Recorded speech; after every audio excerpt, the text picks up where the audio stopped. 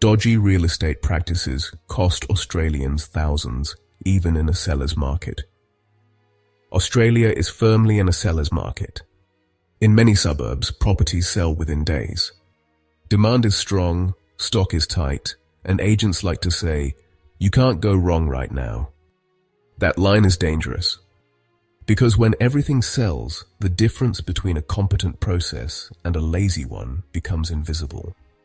And that's exactly where poor practices quietly cost sellers, especially estates, tens of thousands of dollars. This article breaks down how it really happens. 1. The seller's market. Illusion, fast sales, hide bad process. In a buyer's market, bad agents stand out because properties sit unsold.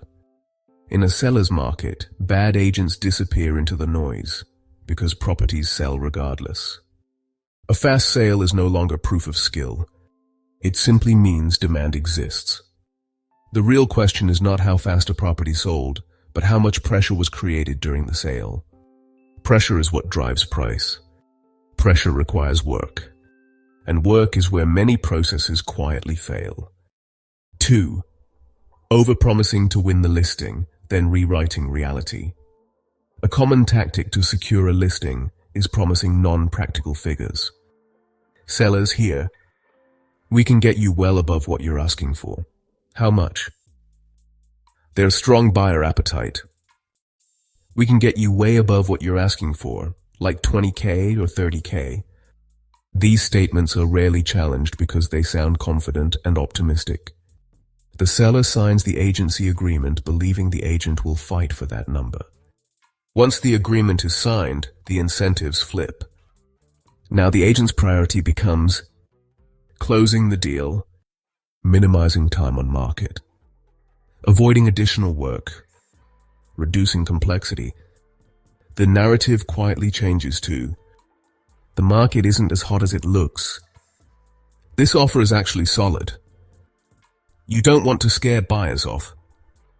Nothing changed except the agent's motivation. 3. Why extra effort doesn't pay. Agents and sellers pay the price. In Western Australia, agent commission is commonly around 2%, sometimes inclusive of GST, sometimes plus GST depending on the agreement. That commission is then split with the agency. In practical terms, the individual agent may end up with around 1%.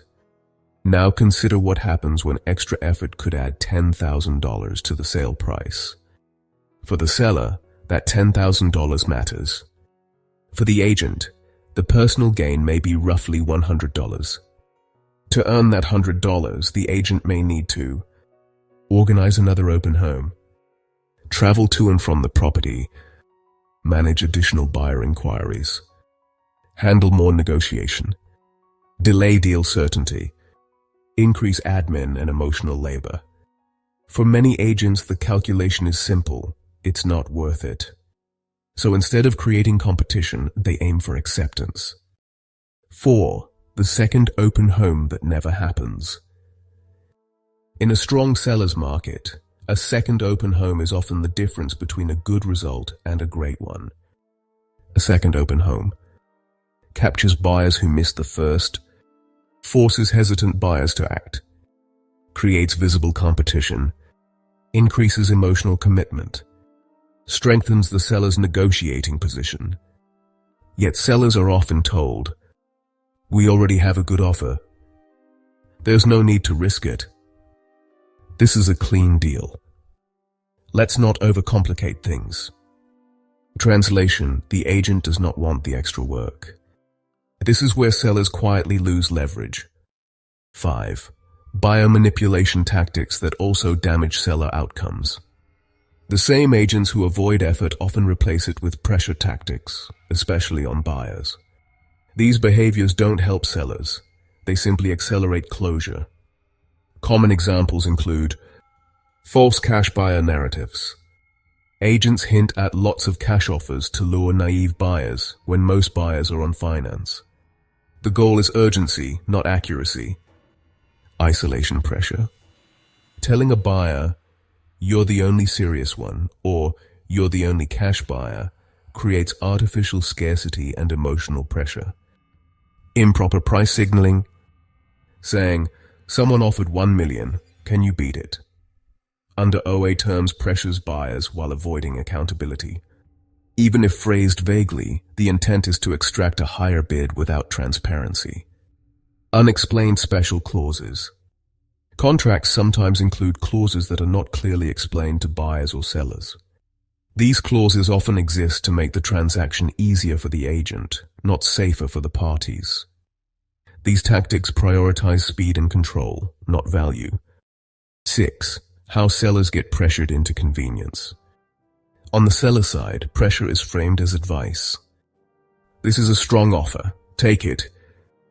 You don't want to lose the buyer. We've done well considering the market. Dragging this out isn't worth it." For executors and families, this sounds responsible. Nobody wants disputes, delays, or stress. But convenience is expensive. Once the seller accepts the framing, the process is effectively over, even if demand could have supported a better outcome. 7. Why estate sales are especially vulnerable. Estate sales combine emotional stress with lack of market familiarity. Executors often want closure, feel pressure to act quickly, rely heavily on professional advice, avoid confrontation. This makes it easier for weak processes to go unchallenged. One skipped open home, one rushed acceptance, one untested offer. Each decision seems minor. Together they erode value. 8. Selling fast means nothing in a seller's market. In today's conditions, speed is not an achievement. Everyone sells fast. The only meaningful metric is whether the agent deliberately created competition, worked the buyer pool properly, held pressure instead of releasing it, communicated transparently, earned their commission through effort, not convenience. 9. How sellers protect themselves without becoming experts. Before signing, demand a written campaign strategy. Ask how many open homes are planned and why. Ask what triggers a second open home. Ask how offers are communicated and documented. During the campaign, request key claims in writing. Question urgency narratives. Push for competition when interest is strong.